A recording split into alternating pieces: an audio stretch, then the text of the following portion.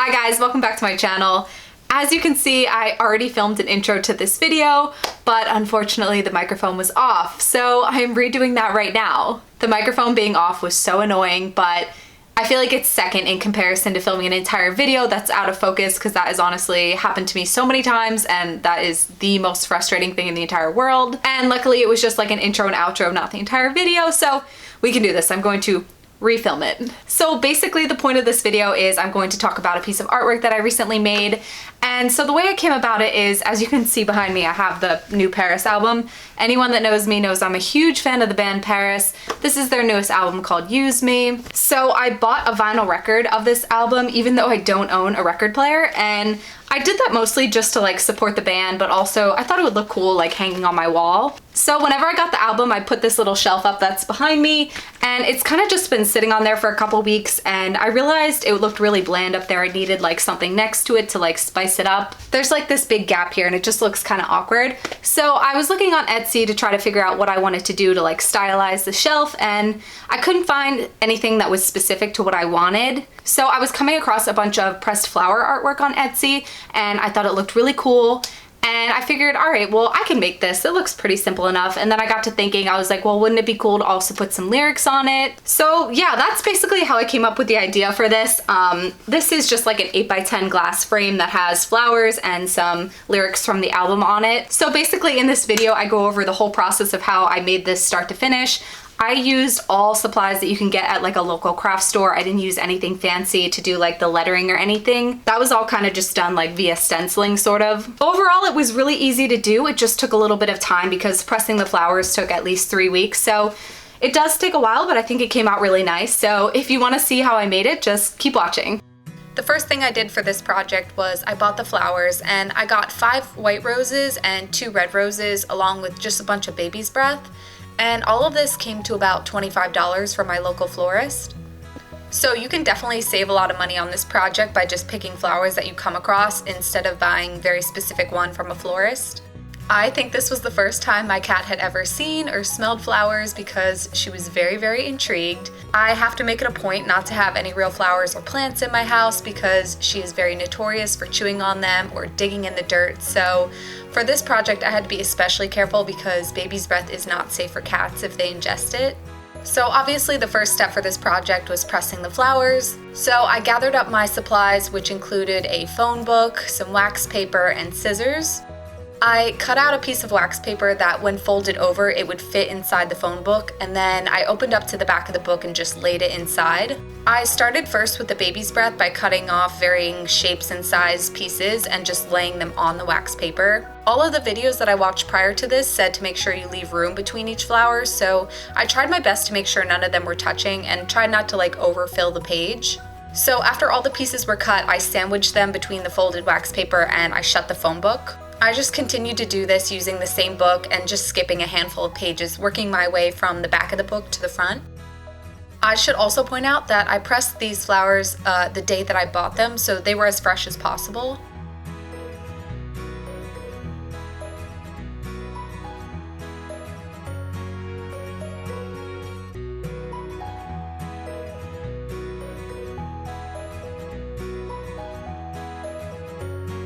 When it came time to press the roses, I experimented pressing individual petals and cutting the flower in half, and I even tried to like flatten a rose to see how that would look. And in the end, you'll see that the last 2 options didn't come out that great, so I only ended up using the flattened petals. I also pressed the red roses, but I didn't end up using any for this project because I just preferred the way that the all white looked, but I'll still show you guys what they ended up looking like in case you wanted to use them for your own project. Eventually, I ran out of space in the phone book, so I went and grabbed an old like 3-ring binder with a bunch of notes that I don't use anymore. This here was my attempt to flatten out a rose, which didn't go over very well, and it kind of all just fell apart. For the binder method, I opted to not use any wax paper since I felt like the printer paper would do a good job on its own, like absorbing any moisture from the flowers. The reason I decided to go with roses was because I own a PVRIS t-shirt that has a bunch of white roses on it, so I felt like that was just like a really nice tie-in for this project. And then I wanted to incorporate at least one other form of flower, so I just started Googling the words PVRIS and flowers to see what came up, and I came across this photo of Lynn holding a bunch of baby's breath, so that's how I chose that.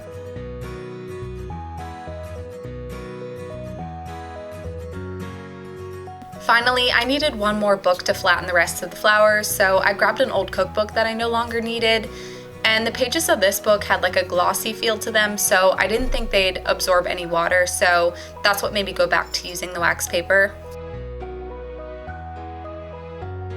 Once I had used up all the flowers and my 3 books were full, I just moved them to an area that was out of the way, and I stacked a bunch of really heavy books and like cans of paint on top of them and just let them be for about 3.5 weeks. During the 3.5 week period where I was waiting for the flowers to be done, I got to work on the lyrics that I was planning to put on the glass frame. I had these specific lyrics that I wanted in my mind for a while, so I just typed them up in Word using a font that I thought looked really nice, and then I just played around with the size and the spacing. When it comes time to print the lyrics, it is very important that you print them in a mirrored image like I've shown here, so that'll make sense in a minute. I went to my local Michael's and I picked up this 8x10 dual glass frame, so that way when I sandwiched the flowers between the 2 pieces of glass, there would still be some areas that were see-through instead of having like a black or a white background with a typical frame. The first thing I did was I cut my sheet of paper down and positioned it on one of the glass panes so that way it was centered, and then I just taped it down.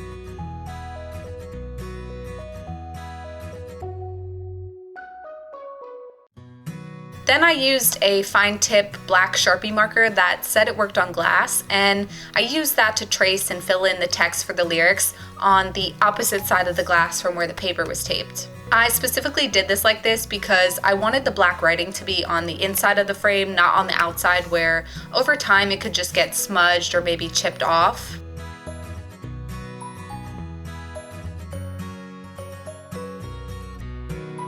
The process of tracing and coloring in all the letters took me a while, and I did mess up a few times, but luckily the marker was really easy to wipe off before it dried. So once I was done, I gave it a few minutes to dry before peeling off the paper to see how it looked.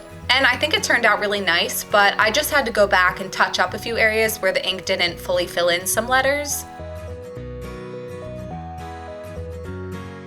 After 3.5 weeks, it was finally time to open up the books and see how the flowers turned out. So I started taking them out one by one and putting them in a container.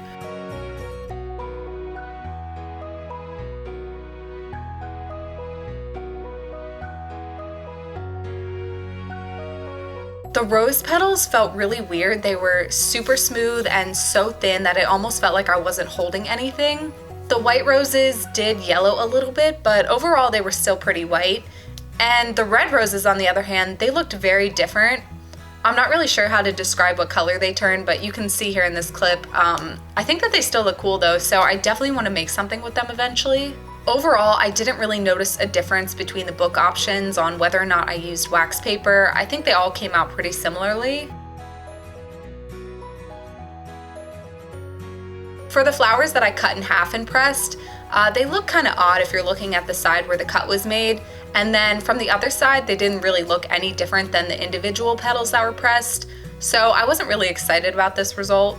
And although they did shrink down a lot, they were still pretty thick to the point where I don't think they would have fit between 2 pieces of glass in the frame that I bought without leaving like a lot of airspace or bending the glass. This here is the rose that I tried to flatten in the other direction, and it just looks really sad. I think the black in the center was just the plant rotting from all the moisture at its center. The baby's breath was definitely my favorite of all the things that I pressed. I think it came out looking pretty close to how it did when I put it in originally. Once I had all my flowers out and in a container, I used Windex to clean off the glass frame before laying out the flowers in positions that I thought looked best. I just really think that the white rose petals and the baby's breath complemented each other well for this project. I also tried my best to arrange the flowers so that there was a lot of white behind where the text was gonna go, so that way the black Sharpie really popped. Once I had all the flowers laid out, I put the other piece of glass with the text on top just to make sure I liked how it looked. And once I was happy with the layout, I used clear white glue to individually glue the flowers to the glass frame. I think that this is a really important step because although the flowers will be sandwiched between the two pieces of glass, there are some voids, so over time they can start to shift and maybe fall towards the bottom of the frame if they aren't glued. So I used a very small amount of glue for each petal.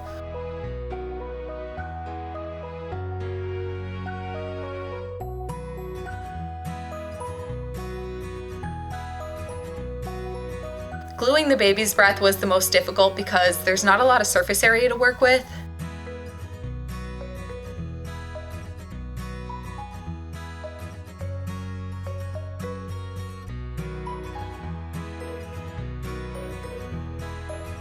And finally, I had everything glued down, so I just moved it to a safe space away from my cat to dry overnight. The next day, I came back and put all the pieces together, and this is the final result. Thanks so much to anyone who decided to watch this video. Overall, I am really happy with how this turned out. I think it's super unique. It was also really inexpensive. The most expensive part was me going to the florist and buying the flowers, but you could always just get flowers from outside. You don't have to get these specific ones. I think it looks really good on the shelf, and I think it like fills the space nicely. If you want to see any other projects I work on in the future, go ahead and subscribe. And other than that, have a great day, and I'll see you later. Bye.